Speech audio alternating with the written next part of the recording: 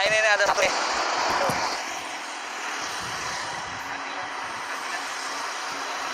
Nah ini dia. Nih paku jari payung ini. Ya. Kalau diintimidasi enggak, cuman hanya dikatain, diledek, nggak ada kerjaan, orang gila gitu. Ada yang katain begitu. Ya sih nggak nyakit hati, enggak, biarin aja. Kan beramal, mungkin dia nggak tahu kalau kita cari amal baik begitu. Ya, kan kita tahu dosa kita seberapa banyak, kita nggak tahu. Itulah jalan kita di akhirat nanti. Kita berlomba-lomba cari amal yang baik gitu.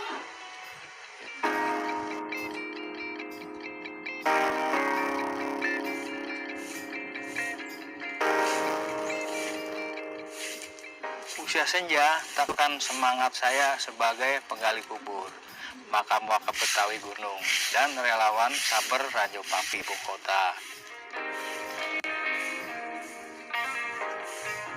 Saya ada di makam, ya udah saya di makam bersih-bersih gitu, nyapu, bakar-bakar sampah, itu kegiatan saya ada di situ.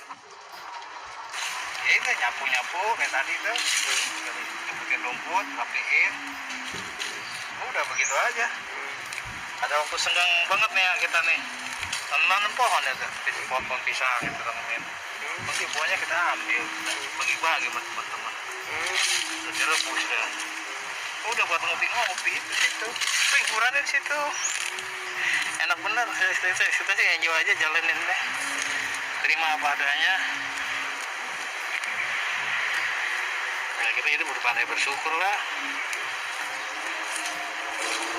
Kalau dibilang kurang, orang ya kurang lah. Nah, kita kan nggak boleh begitu. Kita harus bersyukur, pandai bersyukur.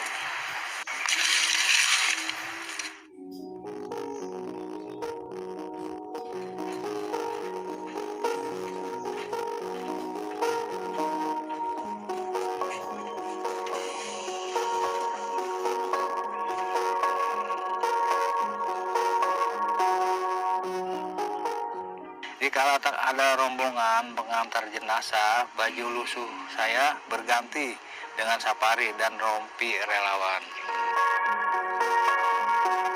Untuk gabung di organisasi tim sabar itu saya di tahun 2010 gabung itu. Sebelumnya saya dulu sambil berangkat kerja di situ banyak paku berserakan di jalan. Saya dulu belum ada magnet, hanya ngambilin pakai ranting-ranting pohon. Pakunya saya singkirin ke pinggir, baru saya ambilin di jalan itu. Nah pada saat itu tiap hari saya terus begitu sendiri. Nah lama-lama kok ini ada dua orang ini yang namanya Pak Abdul Rohim dan Pak Siswanto, tapi saya juga dulu belum kenal itu siapa namanya. Akhirnya kita gabung lah, dibentuk jadi tim sabar relawan Rajo Paku. Nah saat itu kan kita lihat banyak orang yang pada kempes tuh bannya, dia nuntun motor, kesian sampai berkeringat tuh. Nah di situ saya jadi merasa sangat prihatin sekali dengan keadaan itu.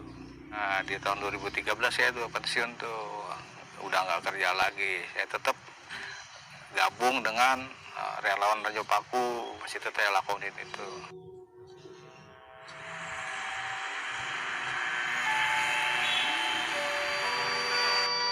Sudah hampir 10 tahun lebih menjadi relawan.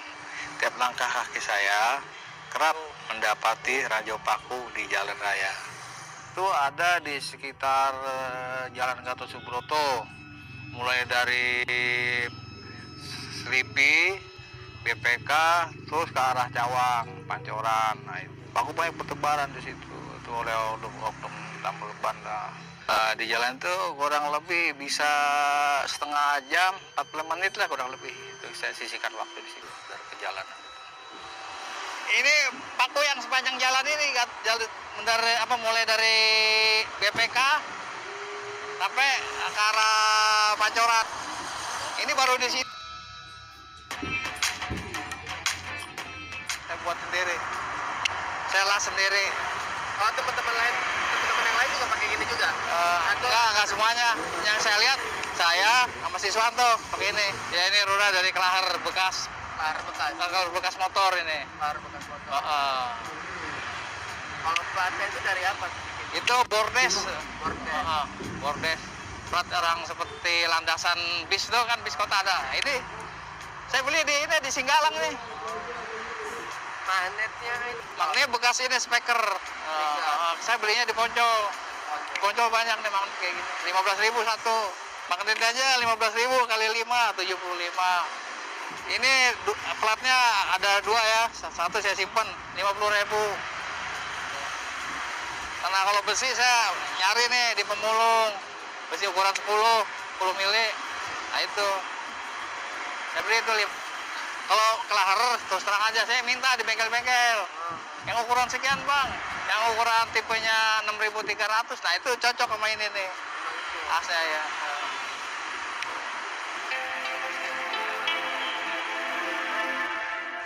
Pak, biasanya ranjau paku model apa aja? Dari jari payung sama paku reng.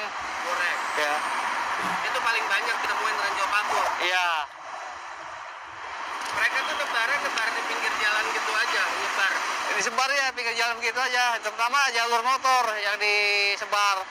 Soalnya dia nomor 1 ngincernya motor roda 2. Itu. Dan biasanya itu paku-paku bekas semua. Paku beli kadang-kadang dia beli di material. Iya, dia modalin. Nah itu paku apa tuh Pak? Ini paku reng ini, paku reng ya. Masih banyak tuh di Jakarta kayak gini paku-paku jenisnya kayak gini. Oh masih banyak. Selain paku kayak gitu ada jenis paku lain lagi nggak? Ada paku jari-jari payung. Nah, ini contohnya. Dia ada lekukannya. Oh. Jadi kalau bantu plus ini nggak ada artinya nih. Anginnya lewat celah-celah ini nih, lihat terunya dia nih. Angin lewat celah-celah ini, lewat lekukan ini nih tuh. Jadi nggak ada artinya bantu plus sekarang kalau kena jari-jari payung ini. Posisi bannya berarti nanti paku gimana bentuknya? Jadi kadang-kadang kalau di lindes kan jomplang tuh, jadi berdiri. Nah, nancap. Nancap gitu. Oh. Kayak gini masih jadi tren baru lagi ya biasanya ya? Oh ini udah lebih pakai ini katanya. Soalnya apa? Ini lebih jahat dari paku biasa, dari paku reng. Soalnya kan kalau paku reng, kalau bantu plus masih bisa nutup anginnya, nggak keluar. Tapi kalau jari payung pasti akan bocor.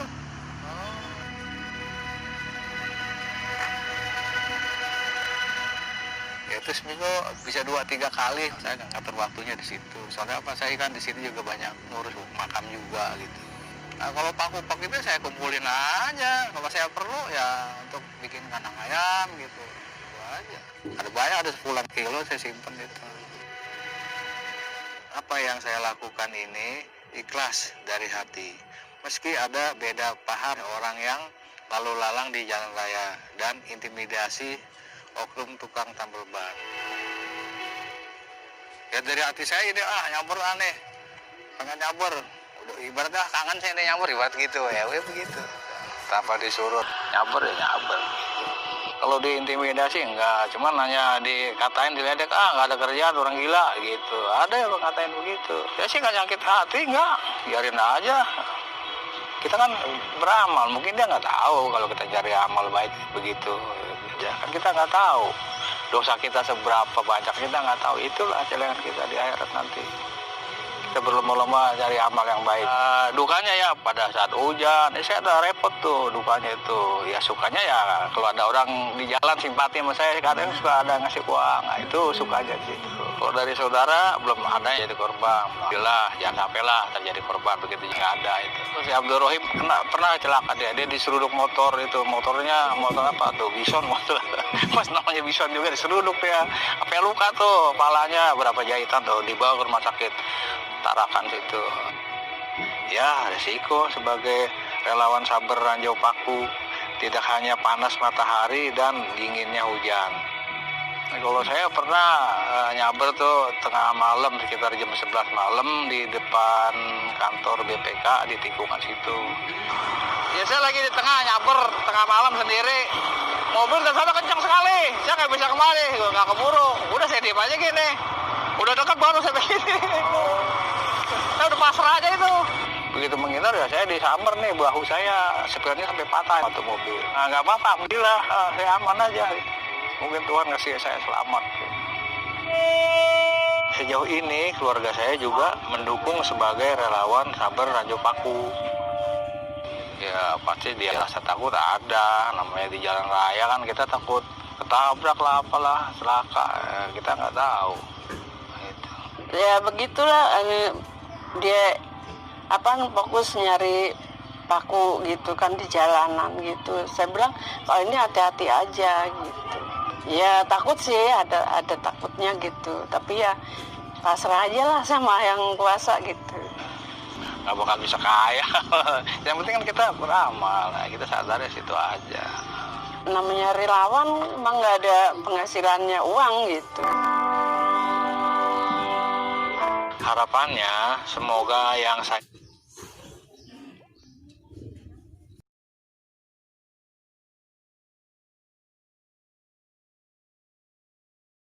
di jalan raya itu tidak ada yang celaka kena ranjau paku, dan penyebar paku juga mudah-mudahan dia sadar tidak mau lagi menyebar paku. Si penambal ban itu sadar lah itu perbuatan tidak baik, itu perbuatan yang dosa.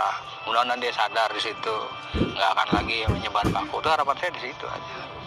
Itu kan cari uang yang haram itu cara begitu.